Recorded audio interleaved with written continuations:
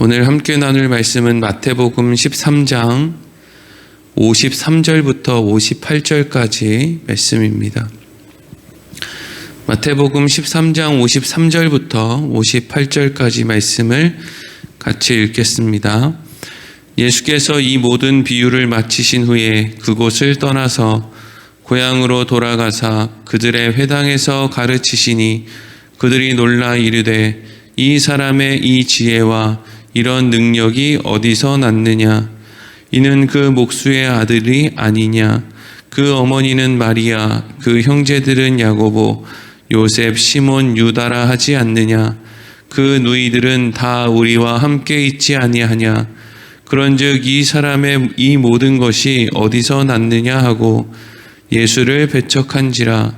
예수께서 그들에게 말씀하시되 선지자가 자기 고향과 자기 집 외에서는 존경을 받지 않음이 없느니라 하시고 그들이 믿지 않음으로 말미암아 거기서 많은 능력을 행하지 아니하시리니. 아멘. 오늘은 예수를 배척하는 사람들이라는 제목으로 말씀을 나누도록 하겠습니다.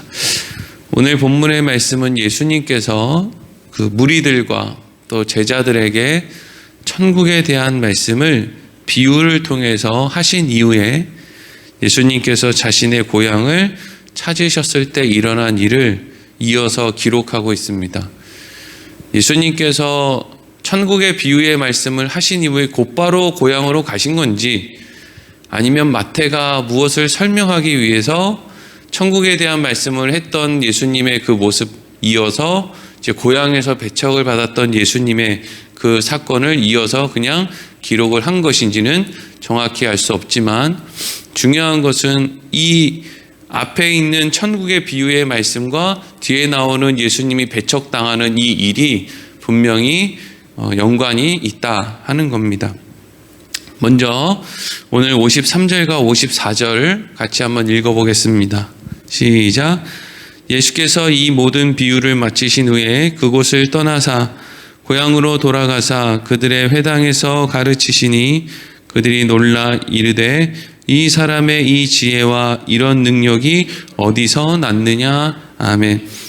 예수님께서 고향에 가셨습니다. 제자들을 데리고. 근데 예수님이 태어난 곳은 베들레헴이니까 태어난 곳을 고향으로 보자면 사실 고향에 갔다는 것이 베들레헴으로 갔다는 얘기는 아니고요. 예수님이 자랐던 어린 시절 대부분의 시간을 보냈던 갈릴리 지역에 있는 나사렛으로 이제 갔다 하는 의미가 되겠죠. 예수님이 제자들과 함께 나사렛으로 갔고 그곳에 있는 회당에서 예수님께서 사람들에게 이제 말씀을 전하는 거예요. 무슨 말씀 전했겠습니까?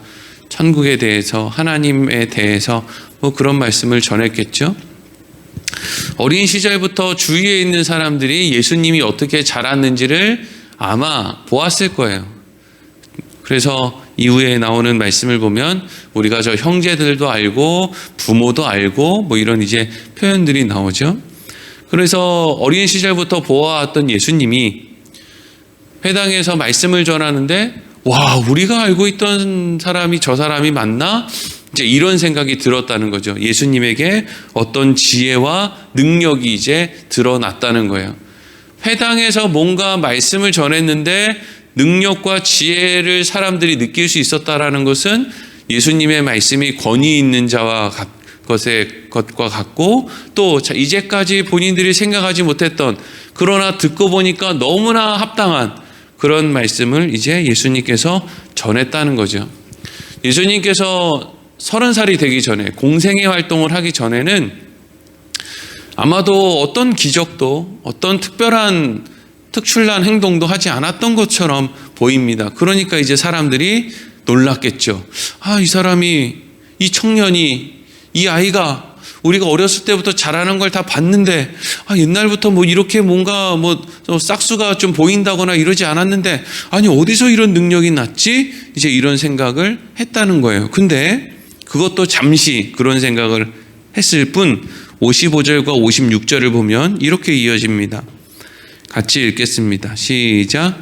이는 그 목수의 아들이 아니냐? 그 그 어머니는 마리아, 그 형제들은 야고보, 요셉, 시몬, 유다라 하지 않느냐? 그 누이들은 다 우리와 함께 있지 아니하냐? 그런즉 이 사람이 이 모든 것이 어디서 났느냐 하고 아멘. 예수님의 육신의 아버지, 또 육신의 어머니 요셉과 마리아가 자녀를 많이 낳은 것 같죠?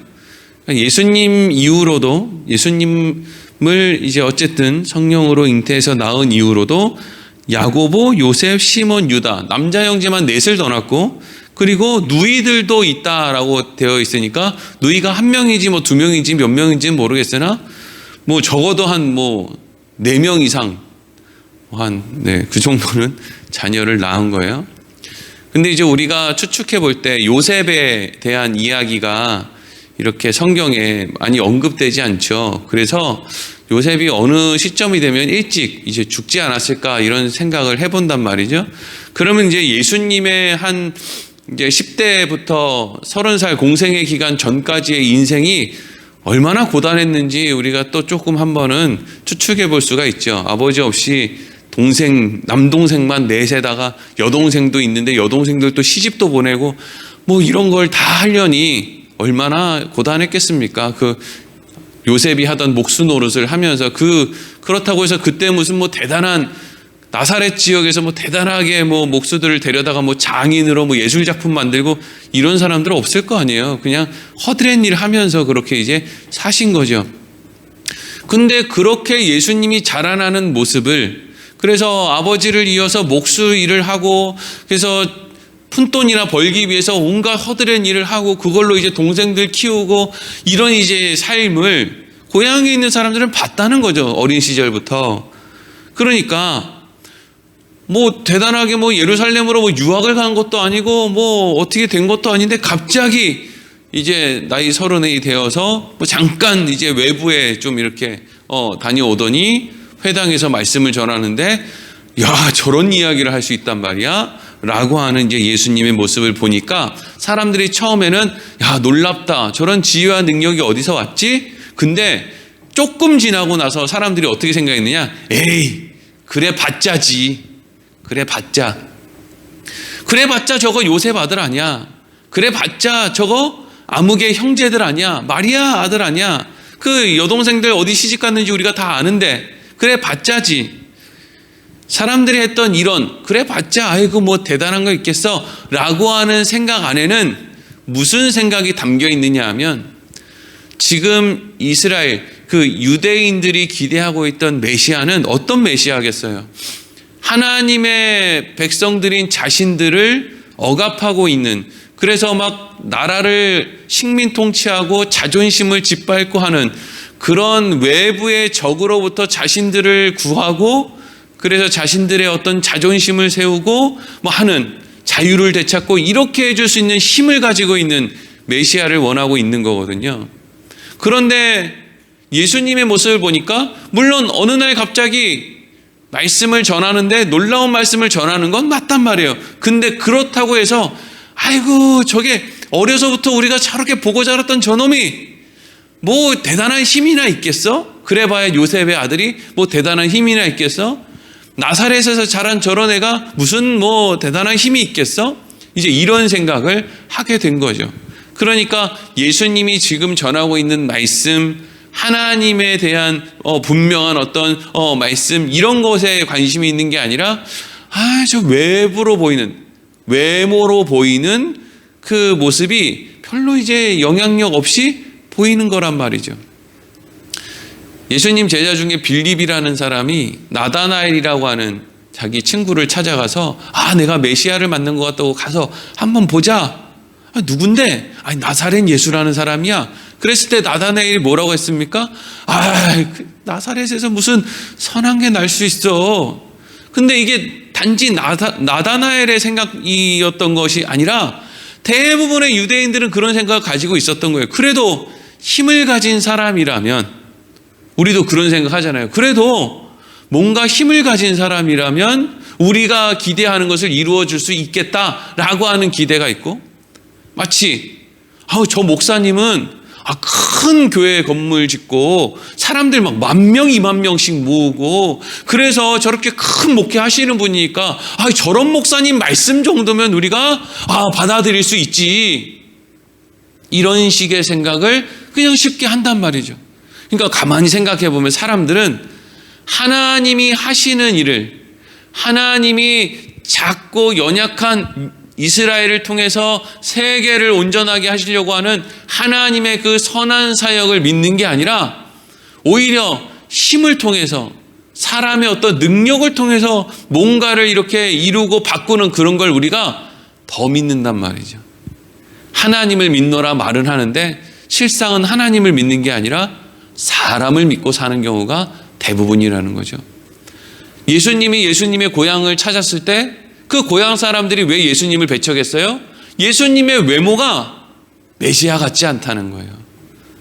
왜 유대인들이 자꾸 예수님에게 와서 표적을 구합니까? 예수님이 행하는 기적들, 그거 신기한 건 알겠는데 그거 갖고 안 될 것 같다는 거예요. 더 대단한 거 보여달라는 거예요. 자기들이 원하는 힘을 보여달라는 거죠. 그래서 이어지는 말씀, 예수님이 뭐라고 하십니까? 57절과 58절 읽겠습니다. 시작. 예수를 배척한지라 예수께서 그들에게 말씀하시되 선지자가 자기 고향과 자기 집 외에서는 존경을 받지 않음이 없느니라 하시고 그들이 믿지 않음으로 말미암아 거기서 많은 능력을 행하지 아니하시니라. 아멘. 예수님이 자기 고향에서 배척을 받는 것 때문에 제자들이 예수님의 고향인데 사람들이 저렇게 하네요. 이런 식으로 이제 물었을 거 아니에요. 당황스러우니까. 그랬더니 예수님이 이렇게 대답하죠. 나뿐만 아니라 모든 선지자들이 자기 고향에서 사람들에게 이렇게 존경받은 일이 없다.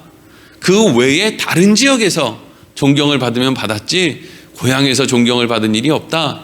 그럼 여기에서 이제 중요한 사실을 알게 돼요. 그럼 왜 선지자들이 자기 고향에서는 존경을 받지 못했느냐? 중요한 특징 하나가 있죠.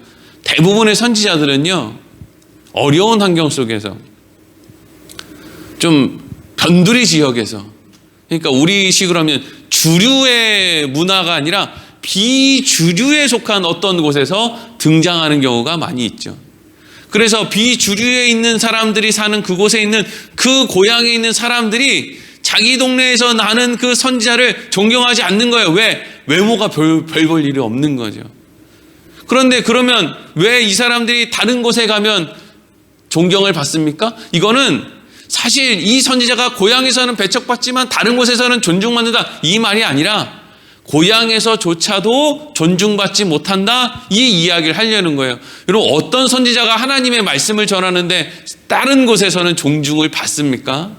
또 그렇지도 않단 말이죠. 사람들은 신기한 능력을 가진 그런 선지자들의 능력을 원하는 거지.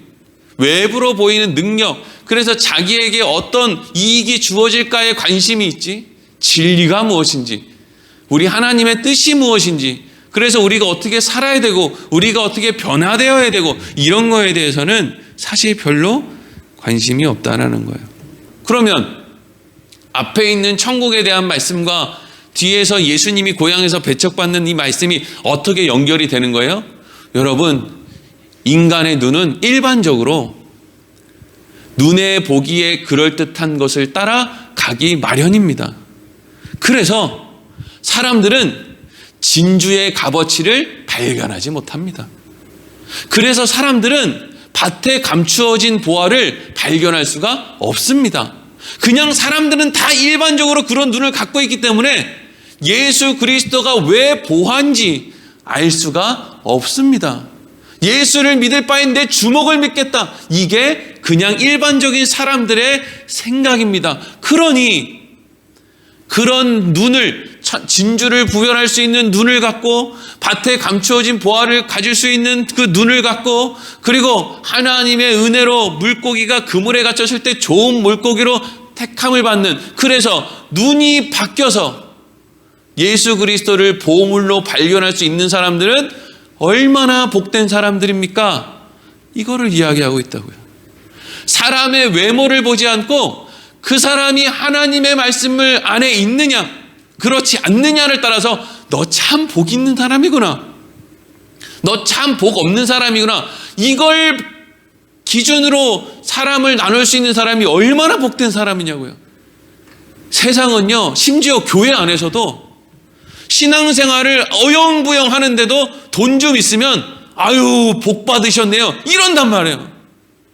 신앙생활을 아무리 아름답게 하고 신앙의 고백이 있고 하나님의 은혜가 있어도 사는 게 조금 고단하면 아이고 저 사람은 왜 맨날 저렇게 할까 딱하게 이런다니까요.